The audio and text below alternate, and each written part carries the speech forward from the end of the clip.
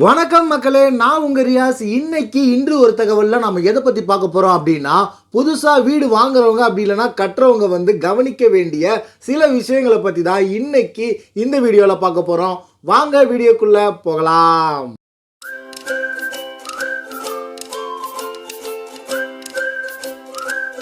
வீடு வாங்குறது அப்படின்றது நம்மள பல பேருக்குமே ஒரு கனவான விஷயமா தான் இருக்குது. கஷ்டப்பட்டு சம்பாதிக்கிற பணத்தை கொஞ்சம் கொஞ்சமா சேமிச்சு வச்சு ஒரு வீட்டை வாங்கணும் அப்படின்னா ஒரு வீட்டை கட்டணும் அப்படின்ற ஆசை மனிதர்கள் எல்லாருக்குமே இருக்கு. அந்த ஆசையை நாம நிறைவேற்றணும் அப்படின்னா அதுக்கு நாம பல மெனக்கடல்கள்ல நம்ம ஈடுபடணும்.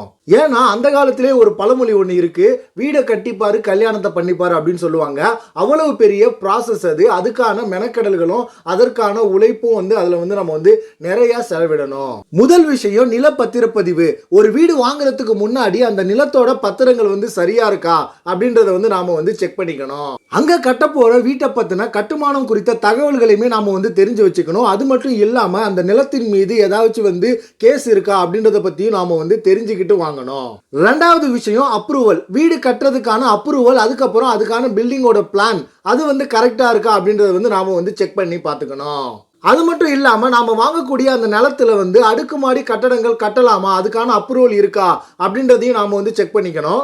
அந்த அடுக்குமாடி கட்டடங்கள்ல எவ்வளவு ஃப்ளோர் வரைக்கும் நாம உயர்த்தலாம் அப்படின்றதையுமே தெரிஞ்சு வச்சுக்கிறது நல்லது. மூணாவது விஷயம் என்ன அப்படின்னு பாத்தீங்கன்னா விசிட். நாம எந்த இடத்துல வீடு வாங்க போறோமோ அதுக்கு நம்ம நேர்ல போய் பார்க்கிறது ரொம்பவுமே நல்லது. அந்த இடத்த பத்தி ஆட்ல பாக்குறதோ அப்படி இல்லைன்னா இன்டர்நெட்ல பாக்குறதோ இல்ல இன்னொருத்தவங்க சொல்றதை வச்சு நம்ம வாங்குறது தப்பு. நாம நாமளே நேர்ல போய் ஒரு விசிட் அடிச்சு பாக்குறது ரொம்பவுமே நல்லது. நாலாவது விஷயம் என்ன அப்படின்னு பாத்தீங்கன்னா வீட்டோட அமைப்பு கரெக்டா இருக்கா அப்படின்றதையுமே நம்ம செக் பண்ணிக்கணும். வீட்டின் அளவு விவரங்களை நம்ம தெரிஞ்சு வச்சுக்கிறது ரொம்பவுமே முக்கியம். அவங்க பிளான்ல சொல்றது மட்டும் இல்லாம நாமளே ஒரு தடவை அளந்து செக் பண்ணிக்கிறது ரொம்பவுமே நல்லது. அடுத்த விஷயம் என்ன அப்படின்னு பாத்தீங்கன்னா கூடுதல் கவனம் தேவை. அந்த வீடு கட்டி முடிக்கிற வரைக்குமே நாம மற்ற வேலைகள் எல்லாம் விட்டுட்டு அந்த வீட்டின் மேல கூடுதல் கவனம் செலுத்துறது ரொம்பவுமே நல்லது. ஒரு வீட்டை அவங்க கட்டி முடிக்கிறதுக்கு பார்த்தீங்கன்னா 1 வருஷம் 2 வருஷம் கூட ஆகலாம். அது வரைக்குமே நாம அதற்கான மெனக்கடல்களில் ஈடுபட்டு அந்த வீடு நல்லபடியாக கட்டி முடிக்கிறாங்களா, நம்ம சொல்ற மெட்டீரியல்லாம் யூஸ் பண்றாங்களான்றத பார்க்கறது ரொம்பவுமே முக்கியம். அடுத்த விஷயம் என்ன அப்படின்னு பார்த்தீங்கன்னா பேமெண்ட் டேர்ம்ஸ் அண்ட் கண்டிஷன்ஸை நாம தெரிஞ்சுக்கணும். நிறைய இடத்துல பார்த்தீங்க அப்படின்னா அந்த வீட்டை விற்கிறதுக்கு அவங்க நிறைய ஆஃபர்கள் கொடுப்பாங்க. அது இலவசம் இது இலவசம்னு சொல்லிட்டு நிறைய ஆஃபர் கொடுப்பாங்க. அது எல்லாமே கரெக்டாக இருக்கா, அது எப்படி செயல்படுது அப்படின்றதையுமே நாம தெரிஞ்சு வச்சுக்கணும். அடுத்த விஷயம் என்ன அப்படின்னு பார்த்தீங்கன்னா மறைமுக கட்டணத்தை நம்ம தெரிஞ்சு வச்சுக்கணும். ஏன்னா நம்ம வீடு வாங்குறது பெருசில்ல, வாங்கி முடிச்சதுக்கு அப்புறம் அதுக்கு சார்ஜஸ் இதுக்கு சார்ஜஸ் அப்படின்னு சொல்லிட்டு நிறைய கட்டணங்கள் மறைமுகமாக வசூலிப்பாங்க.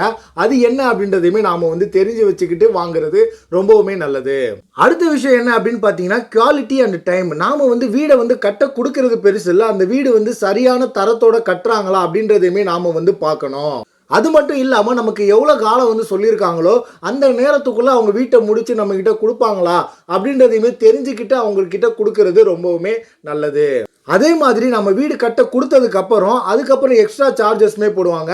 அதையுமே நாம கவனத்துல கொள்ளணும். வீடு கட்டுறதுக்கு முன்னாடி நாம ஒரு பேக்கேஜில் பேசி நாம ஃபைனல் பண்ணியிருப்போம் ரேட்டை. ஆனால் அவங்க அதுக்கப்புறம் சிமெண்ட் விலை ஏறிடுச்சு, கம்பி விலை ஏறிடுச்சு அப்படின்னு சொல்லிட்டு அவங்க அதிகமாக நம்ம கிட்ட வசூலிக்க பார்ப்பாங்க. அதையுமே நாம கொடுக்கக்கூடாது.